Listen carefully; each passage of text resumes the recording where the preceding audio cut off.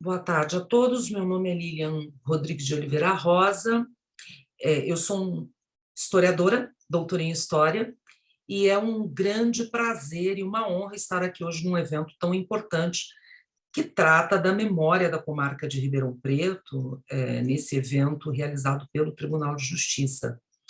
Nós vamos conversar um pouco hoje sobre como a história política do município de Ribeirão Preto ela se entrelaça com a história da comarca e também com o progresso, o desenvolvimento econômico, o desenvolvimento social do município. São apenas digressões, né? São apenas reflexões nesses breves 10 minutos que estaremos aqui juntos no evento, para despertar um pouco a curiosidade, despertar um pouco do amor e da paixão que nós, ribeirão-pretanos, temos pelo nosso município, pela nossa região. Então, despertar, levar um pouquinho disso para vocês também, para conhecerem um pouco do nosso município. Pois bem, não dá para falar de Ribeirão Preto sem falar de São Simão, né? Afinal, a ONS de Ribeirão Preto, anteriormente ligado ao de Casa Branca, se torna independente, se torna autônomo administrativamente, ainda em meados do século XIX. E, à época, ele era um município muito grande, né? Ele era uma vila, né? Então chamado de vila, muito grande, que incluía Ribeirão Preto, Sertãozinho, Pontal, Dumont, Guatapará, Barrinha, Serra Azul, Cravinhos, Luiz Antônio, Santa Rosa do Viterbo e Santa Rita do Passa Quatro. Então, veja bem, muitos dos municípios que existem hoje são remanescentes de São Simão e foram se tornando autônomos de São Simão.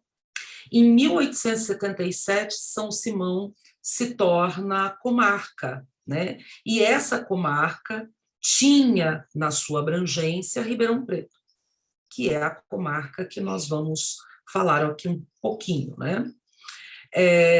Como na maioria das cidades, inicialmente o fórum funcionou em áreas improvisadas, primeiro numa igreja, depois em residência, e mais tarde, a exemplo de Ribeirão Preto, também no primeiro andar de um presídio.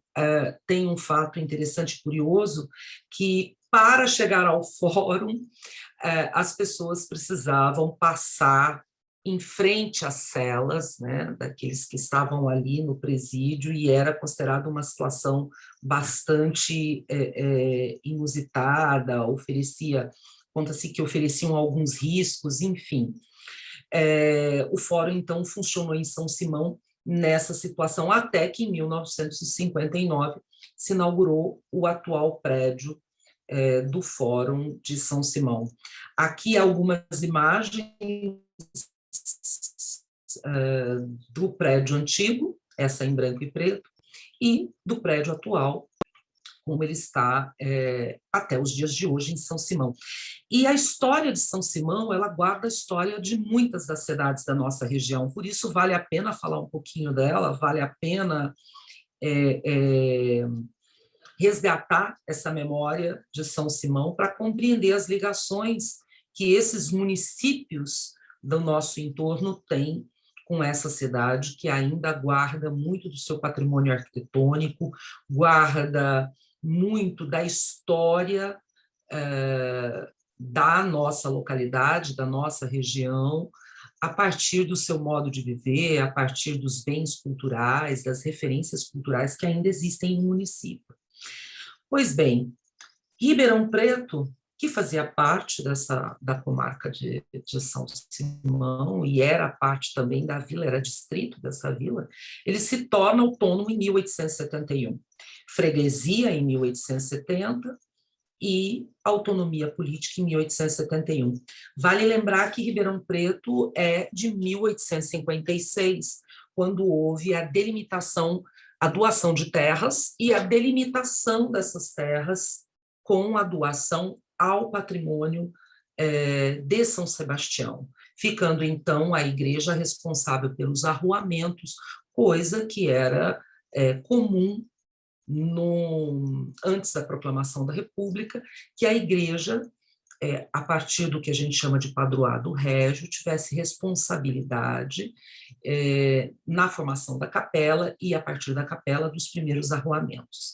Em Ribeirão Preto não foi diferente, nós tínhamos um fabriqueiro que ficou responsável pelo desenho e pela formação das primeiras ruas do município a partir de 1856. Mas, voltando à comarca, com a constituição da comarca, em 1871, nós tivemos aí um intervalo até 1874, até que Ribeirão Preto recebesse os primeiros vereadores e juízes, né? Então, a partir da autonomia, Ribeirão Preto vai receber os primeiros vereadores apenas 3 anos depois, aí sim, com a sua primeira sessão da Câmara e efetivando a sua autonomia política de fato.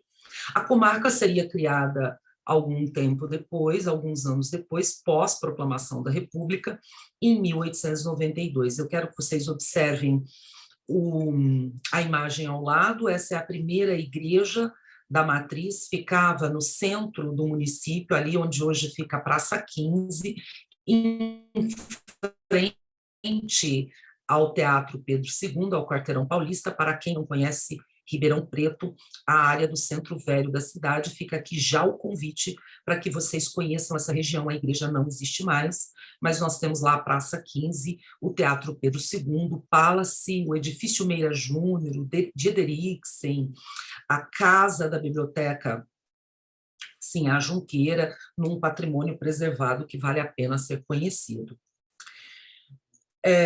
Nós tínhamos, no final do século XIX, a Casa de Câmara e Cadeia, né, que foi, logo depois da sua autonomia, em 1871, e a instalação da primeira Câmara, com os juízes de paz, era necessário ter uma área de atuação, né, um espaço para atuação.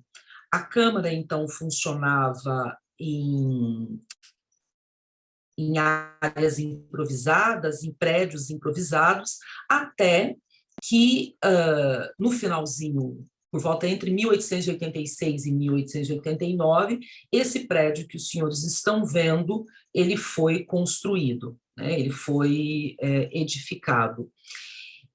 Em frente é possível ver um bebedouro de cavalos, né? A praça, e ao lado, em frente, o Paço Municipal, onde seria construído posteriormente o Palácio Rio Branco, onde hoje está a prefeitura. O edifício do Fórum, propriamente dito, ele só seria construído, o terreno foi adquirido pela Câmara Municipal em 1900, foi cedido ao governo do Estado, em troca da cessão daquele prédio da Câmara e Cadeia, né, que foi passado do Estado para o município, e a Câmara, então, adquiriu esse terreno e cedeu para o governo do Estado, e foi edificado esse prédio maravilhoso do Fórum e Cadeia de Ribeirão Preto. Vocês podem observar a imagem em branco e preto. Ele foi inaugurado em 1904, o Fórum funcionava no primeiro andar do edifício. Ao lado, o prédio atual, infelizmente descaracterizado, perdeu aí parte das suas características originais, mas o prédio ainda existe e hoje é o primeiro distrito policial do município.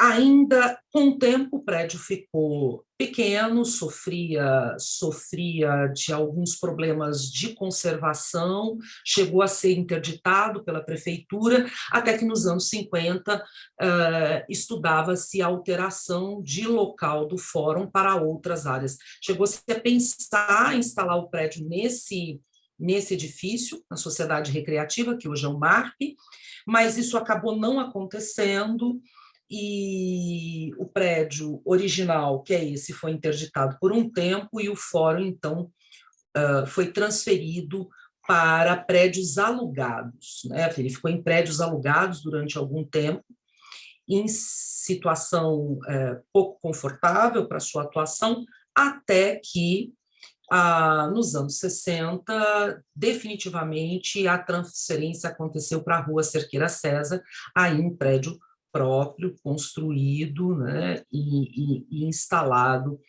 ali onde é o prédio na Cerqueira César com a Duque de Caxias. Ficou, então, instalado até que ele viesse finalmente para o seu prédio atual, né, para a área atual, onde ele encontra-se instalado até os dias de hoje, com varas em outras áreas, porque com atendimento em outros prédios, mais centralizado ali no prédio do Fórum. Falar sobre a história de Ribeirão Preto, falar sobre o desenvolvimento econômico de Ribeirão Preto e do seu crescimento, é falar não apenas da história do café, de como o café foi importante para esse município se desenvolver economicamente, socialmente, da imigração que se instalou aqui, principalmente a imigração italiana. A região é o segundo polo de imigração italiana depois da capital São Paulo, aqui no nosso estado de São Paulo. Então, nós temos uma presença muito forte de imigrantes italianos.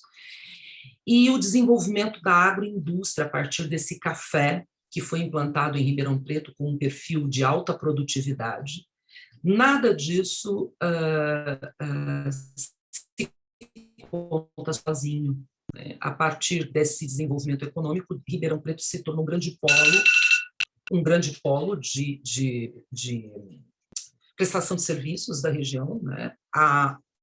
Acorrem para o município pessoas de toda a região em busca da saúde, do consumo de bens e serviços, e a comarca de Ribeirão Preto, o Fórum de Ribeirão Preto, tornou-se nesse processo uma grande referência.